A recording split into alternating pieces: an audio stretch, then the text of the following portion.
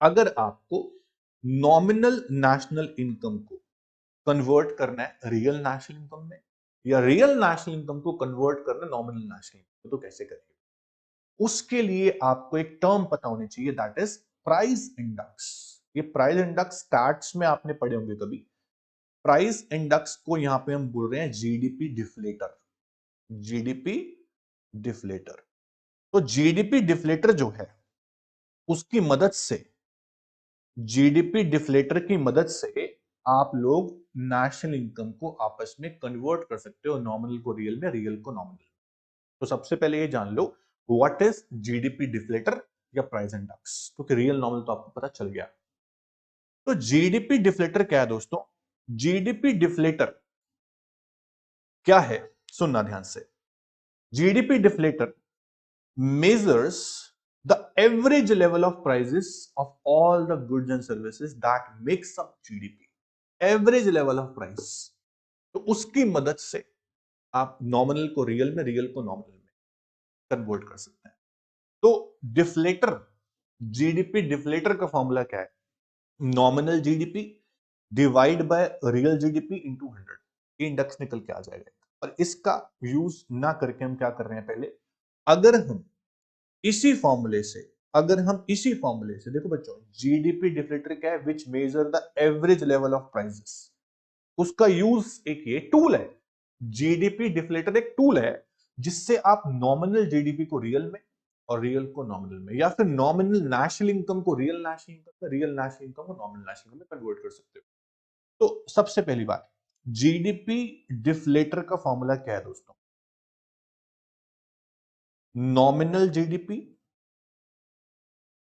Divide by real GDP. इसकी जगह पे दोस्तों आप लिख सकते हो नॉमिनल नेशनल इनकम भी। प्रोसेस सेम है, टॉपिक सेम है, बस नेशनल इनकम और जीडीपी का फर्क है। टॉपिक बिल्कुल सेम है। अगर आपके पेपर में आता है व्हाट इज नॉमिनल जीडीपी, तो क्या लिखोगे?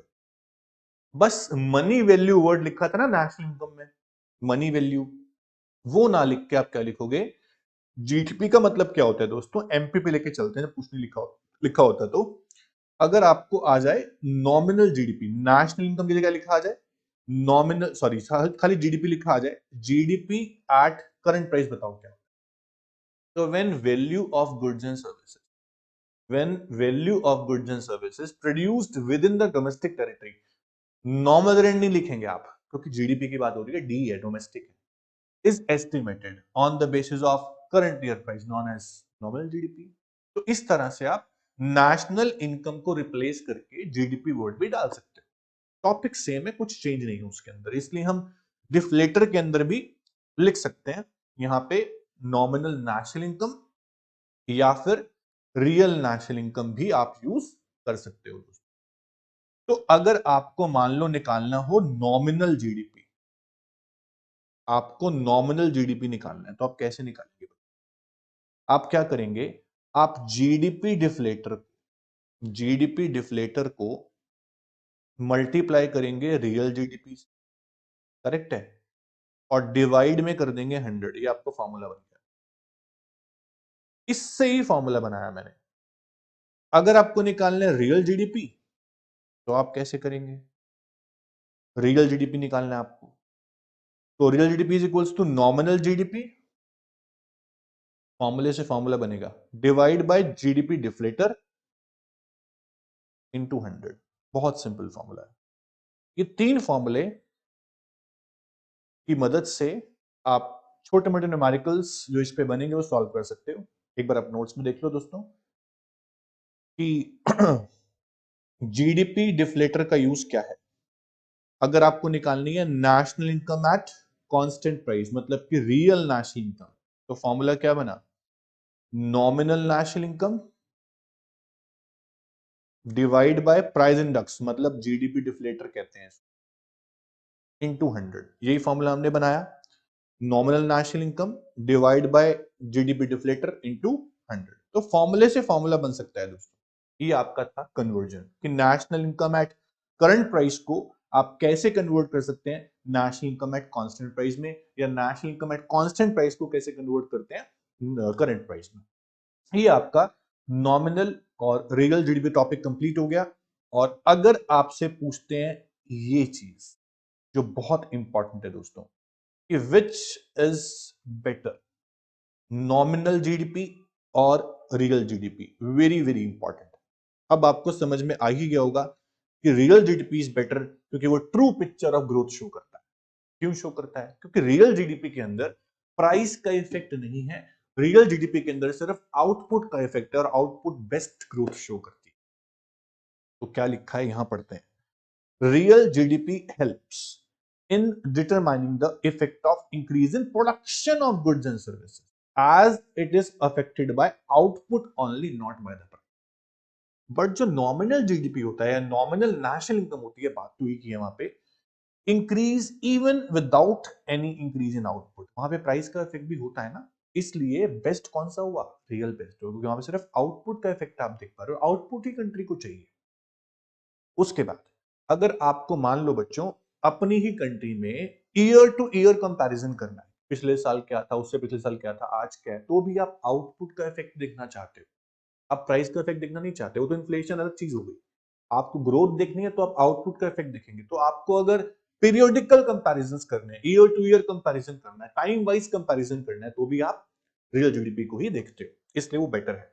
तो real GDP is better measure to make periodic comparison of physical output of goods and service over different years.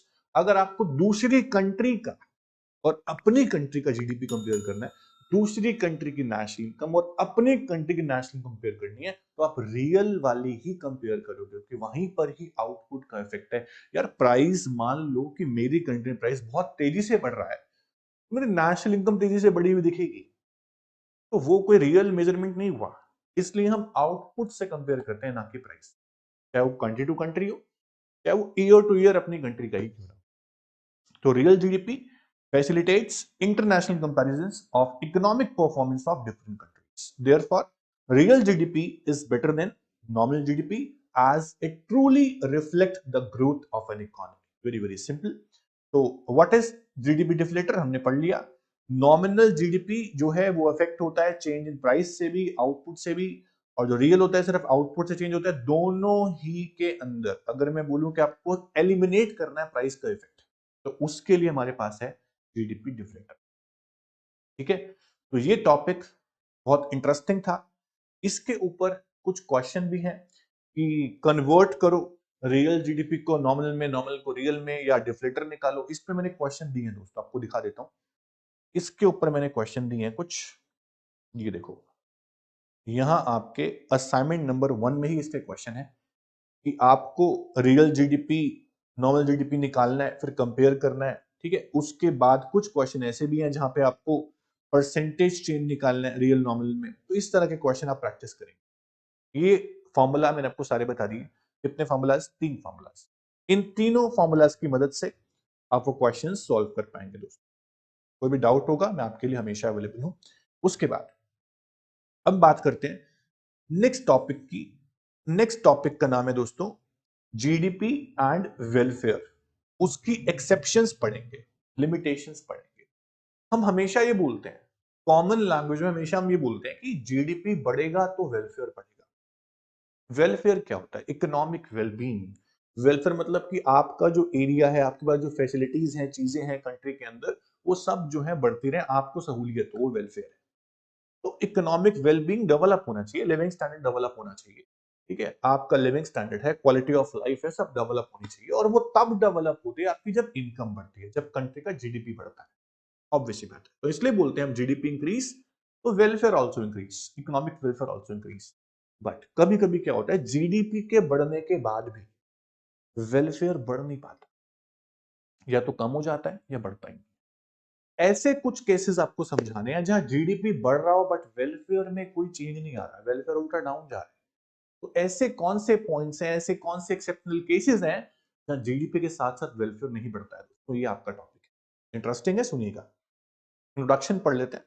GDP is often considered of welfare of people. Obvious है, welfare means sense of material wellbeing among the people. It depend upon greater per head availability. जितनी आपकी per capita income ज्यादा होगी उतना आपका living standard, quality of life, amenities आपके पास सब ज्यादा होंगी, आपका लिविंग स्टैंडर्ड हाई होगा, वेलफेयर आपका अच्छा होगा। So higher GDP generally taken as greater welfare of people, but in generalization it may not be correct due to following limitation और रीजंस। कुछ ऐसे पॉइंट्स हमारे पास हैं जो ये शो करते हैं जीडीपी बढ़ ही क्यों ना रहा हो फिर भी वेलफेयर कभी कभी नहीं बढ़ता। वो कुछ पॉइंट्स आप पढ़ने वाले हैं। देखो बच्चों, बहुत सिंपल सादे से पॉइंट हैं, कुछ कॉम्प्लिकेटेड इसके अंदर है नहीं। अब मैं आपको बताता हूं। मान लीजिए बेटा कि आपकी कंट्री का जीडीपी इंक्रीज हो गया। जब कंट्री का जीडीपी इंक्रीज होता है तो उसके बाद क्या होता है? देखो, सबसे पहले हम बोलते हैं कि generation of income. Circular flow को याद करो, सबसे पहले होता है generation of income, creation of income. उसके बाद इनकम का डिस्ट्रीब्यूशन किया जाता है दोस्तों। क्रिएशन चलो हो गया, अच्छी बात है, बहुत अच्छा क्रिएशन किया हमने, बहुत ज्यादा जीडीपी इंक्रीज हुआ पिछले बार से, अच्छा जीडीपी हमने क्रिएट कर लिया। अब जो लेवल 2 है, जो सेकंड फेज है डिस्ट्रीब्यूशन का, वो डिस्ट्रीब्यूशन में गलती हो गई। क्या गलती हो गई? कि डिस्ट्रीब्यूशन जो है ना वो कैसा होना चाहिए? Generally distribution should be equal, सबको बराबर शेयर मिले इकोनॉमी के अंदर अपने हिसाब से, कंट्रीब्यूशन के हिसाब से। लेकिन क्या हुआ, जीडीपी का डिस्ट्रीब्यूशन जो है ना वो अनइक्वल हो गया। रिच के पास ज्यादा इनकम, पुअर के पास कम इनकम। तो रिच और रिच हो गया, पुअर और पुअर हो गया। अब जो पुअर पुअर और हो गया, अब क्या बोलेंगे वेलफेयर कंट्री का बढ़ रहा है? बिल्कुल भी नहीं। तो अगर कंट्री का डिस्ट्रीब्यूशन हमेशा अनइक्वल हो तो वेलफेयर उस कंट्री का नहीं बढ़ सकता। कुछ सेक्शन ही होगा जो अमीर होगा, बहुत अमीर होगा वो भी, और बाकी सब तो गरीब हो जाएंगे। वेलफेयर में नॉट इंक्रीज। तो distribution should be equal, not unequal. GDP बढ़ गया, क्या फर्क पड़ा अगर डिस्ट्रीब्यूशन ही गलत हो गया? मीनिंगलेस है वो। समझ में आया बेटा आपको? It is possible that with rise in GDP inequalities in the distribution of income में ऑल्सो इंक्रीज। अगर इनइक्वालिटी बहुत ज्यादा हो, गैप बिटवीन रिच पुअर बहुत ज्यादा हो जाए, रिच बहुत रिच हो जाए, पुअर बहुत पुअर हो जाए, तो GDP does not take into account changes in inequalities in distribution of income, so welfare of people may not rises as much as rising. मेरी बात समझ में आपको आ गई होगी। दूसरा पॉइंट बड़ा ही इंटरेस्टिंग है और हम पढ़ भी चुके हैं।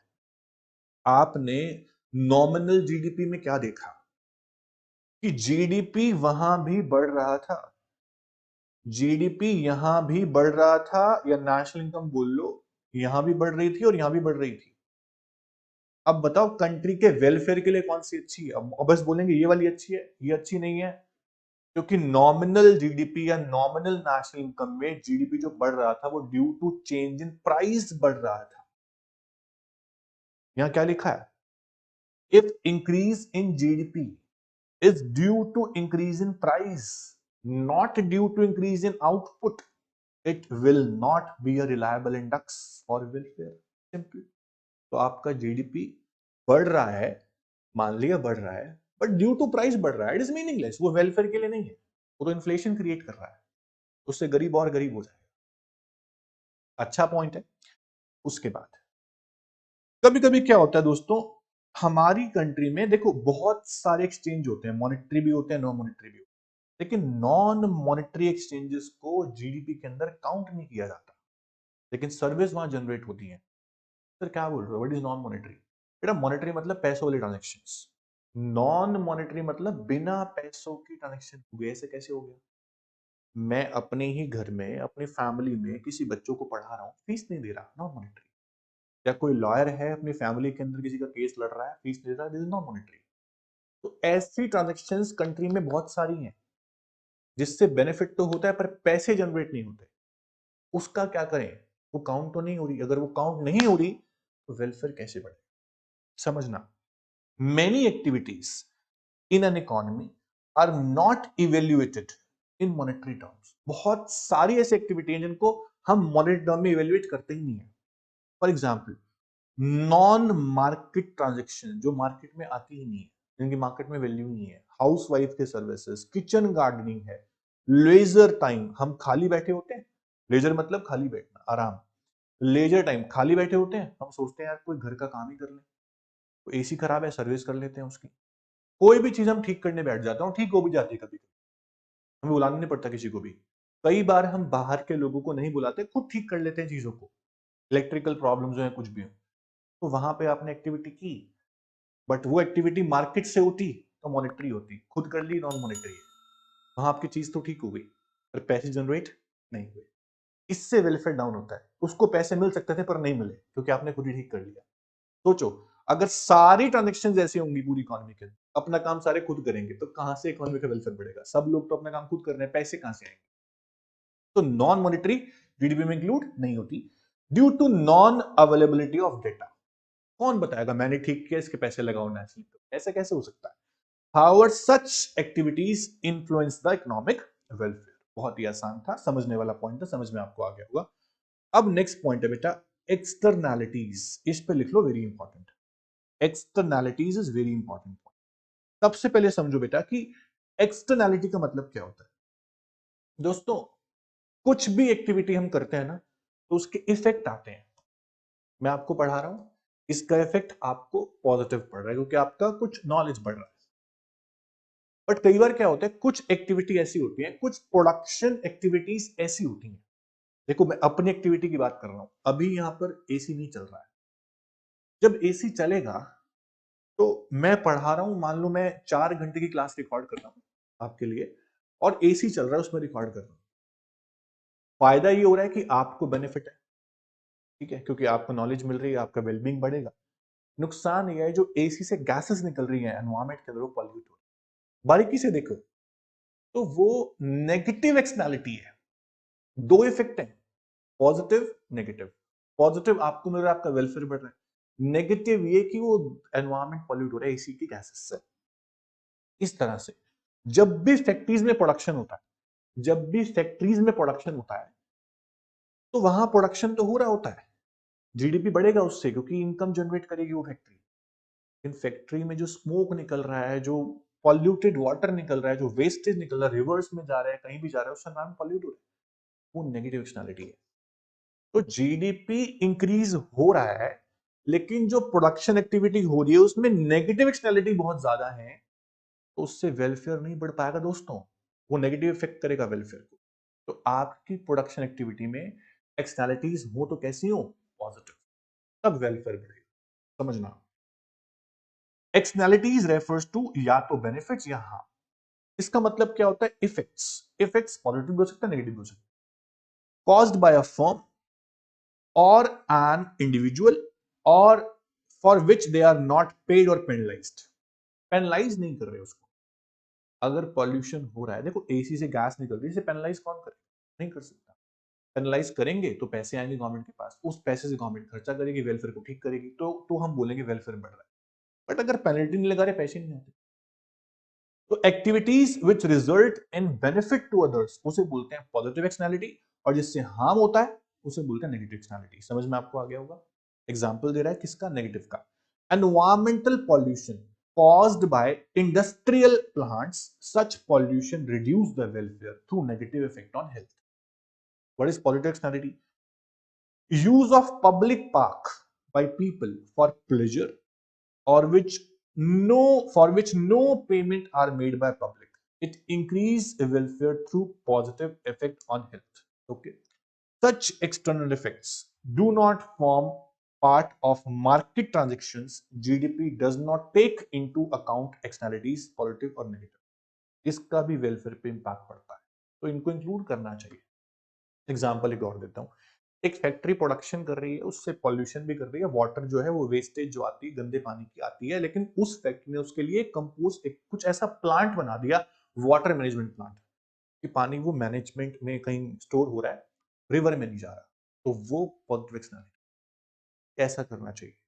तो ये चीजें आपको क्या सिखाती हैं? सारे पॉइंट जो हमने करे क्या सिखाते हैं कि हमेशा हमने इस पॉइंट में क्या देखा कि जीडीपी बढ़ रहा है हर जगह, लेकिन उससे वेलफेयर नहीं बढ़ रहा। ये एक्सेप्शनल केसेस है। जनरली तो देखा जाता है कि जीडीपी बढ़ेगा, वेलफेयर भी बढ़ेगा, लेकिन कुछ ऐसे केस होते हैं जहां पे जीडीपी बढ़ने से भी वेलफेयर नहीं बढ़ पाता। दोस्तों, उन्हें बोलते हैं लिमिटेशन या exceptions of GDP and welfare. एक छोटी सी बात बताता हूं आपको। आपकी कंट्री का जीडीपी या जीएनपी कैसा हो? ग्रीन हो। कैसा हो? ग्रीन। ग्रीन जीएनपी बताने से पहले एक पॉइंट और हमारे पास रह गया, rate of population growth important. दोस्तों ये टॉपिक इंपॉर्टेंट ही है। एक बात समझना, अब तक हमने पढ़ा कि अगर पर कैपिटा इनकम बढ़ेगी, अगर पर हेड इनकम बढ़ेगी तो हम बोलेंगे दोस्तों कि वेलफेयर भी बढ़ेगा। आई बात समझ, वेलफेयर भी बढ़ेगा, करेक्ट है। अगर मैं ये बोलूं कि how to calculate per capita income, तो आप क्या बोलोगे? Sir, per capita income can be calculated by a formula that is national income divided by population, यही बोलोगे आप? अब सोचो, या जीडीपी डिवाइड बाय पॉपुलेशन आप बोल दोगे, ये भी समझ में आता है मुझे। अब सोचो, जीडीपी के बढ़ने का रेट पॉपुलेशन के बढ़ने के रेट से अगर कम हो तो जो आपका डिनोमिनेटर है, पॉपुलेशन, न्यूमरेटर है वो जीडीपी है, जीडीपी के बढ़ने का रेट बहुत कम हो, पॉपुलेशन के बढ़ने का रेट ज्यादा हो तो जीडीपी कितना मर्जी बढ़ रहा हो, आपकी पॉपुलेशन बहुत तेजी से बढ़े जा रही है, उससे वेलफेयर कहां से बढ़ेगा? क्योंकि पर कैपिटा इनकम कम हो जाएगी। अगर मैं उल्टा बोलूं इसका तो, कि पॉपुलेशन बहुत कम रेट से बढ़ रही है, जीडीपी फास्टर रेट से बढ़ रहा है, आप बोलोगे पर कैपिटा बढ़ेगी सर और वेलफेयर बढ़ेगा। तो जीडीपी बढ़ने का मतलब ये नहीं है वेलफेयर हमेशा बढ़ेगा। तो मैं बोल रहा हूं जीडीपी बढ़ने का मतलब ये नहीं है कि वेलफेयर हमेशा ही बढ़ेगा। अगर जीडीपी बढ़ने के साथ साथ पॉपुलेशन भी बढ़ जाए, वो भी ज्यादा रेट से, तो वेलफेयर डाउन भी हो सकता है दोस्तों। तो आपका रेट ऑफ पॉपुलेशन ग्रोथ कम होना चाहिए, जीडीपी ग्रोथ फास्ट होना चाहिए, तब वेलफेयर बढ़ता है। GDP does not consider the change in the population of a country. If rate of population is higher than rate of GDP, then it will decrease the per capita income, which adversely affect the economic welfare. समझ में आया दोस्तों? ये सब थे limitations. अब मैंने बोला आपकी कंट्री का जीडीपी कैसा हो या जीएनपी कैसा हो, हम बोलेंगे सर ग्रीन हो। What is green GNP? Green है तो हमने ग्रीन से ही लिख दिया इसको। Green GNP measures national income और output adjusted for the depletion of natural resources and degradation of environment। मान लीजिए, मैंने एग्जांपल दिया था आपको थोड़ी देर पहले कि एक फैक्ट्री जो है वो प्रोडक्शन कर रही है, जीडीपी बढ़ा रही है, लेकिन साथ साथ पॉल्यूशन भी कर रही है।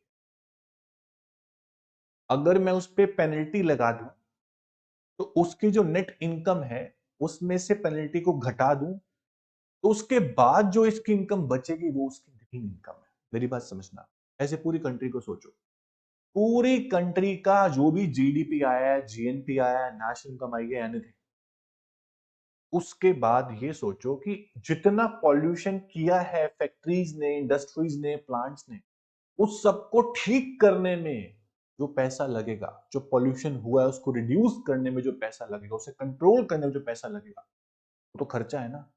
तो अगर मैं बोलूं कि आपकी पूरी कंट्री का जीएनपी या जीडीपी जो पहले था, उसमें से आपने पॉल्यूशन कंट्रोल करने में, पॉल्यूशन रिड्यूस करने में जो खर्चा लगा दिया, उसको माइनस करो, उसके बाद जो जीएनपी जीडीपी बचेगा ना, वो होगा ग्रीन, वो कम होगा।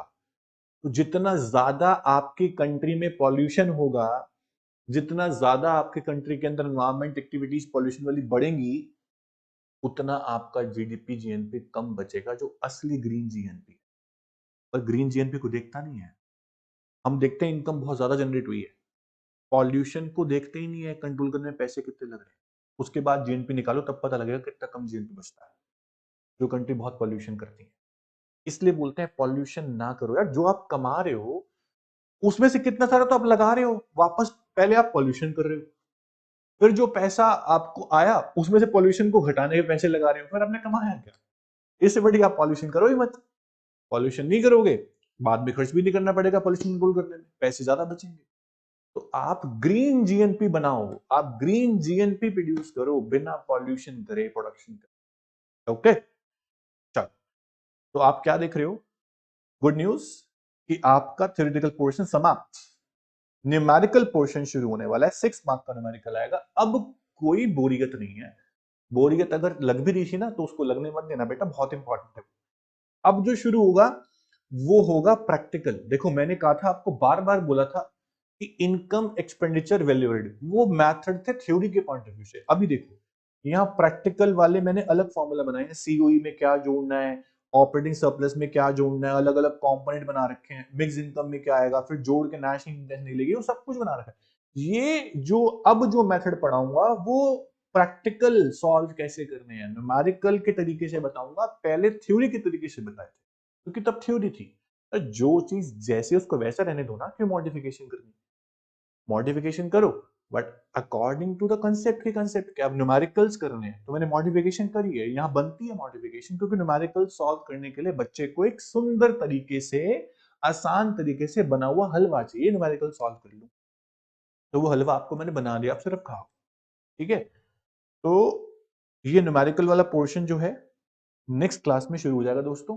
आज की क्लास में हमने सारा थ्योरेटिकल पोर्शन समाप्त कर लिया है। अब जो बचा है न्यूमेरिकल पोर्शन बचा, उसका असाइनमेंट बचा। न्यूमेरिकल में क्या करेंगे सुनिए, सबसे पहले पढ़ेंगे इनकम और एक्सपेंडिचर मेथड। इस पे 6 मार्क का न्यूमेरिकल आता है क्योंकि, और उस पे कम से कम 10-12 क्वेश्चन करेंगे। मैंने कहा था 16, 17, 18 टाइप्स करा दूंगा, उसके बाद चाहे 100 क्वेश्चन करो चाहे 200 करो, सारे हो जाएंगे। तो इनकम और एक्सपेंडिचर मेथड के क्वेश्चन करेंगे हम कम से कम 8 से 10 क्वेश्चन। उसके बाद नेक्स्ट क्लास एक और होगी, उसमें होगा वैल्यू एडेड मेथड यानी प्रोडक्शन मेथड, उसके न्यूमेरिकल की प्रैक्टिस भी कराऊंगा 5-7 टाइप। तो टोटल 18-19 टाइप होने के बाद आपके बाकी न्यूमेरिकल आप करते रहोगे। करेक्ट है, तो इंटरेस्टिंग क्लास होगी नेक्स्ट वाली, बहुत ज्यादा वेट कर रहा हूं मैं, और आप भी वेट करो। अभी थ्योरेटिकल पोर्शन को बिल्कुल अच्छे से कर लो, फिर शुरू करेंगे न्यूमेरिकल क्लास नेक्स्ट क्लास से। डन, ओके, थैंक यू बच्चों।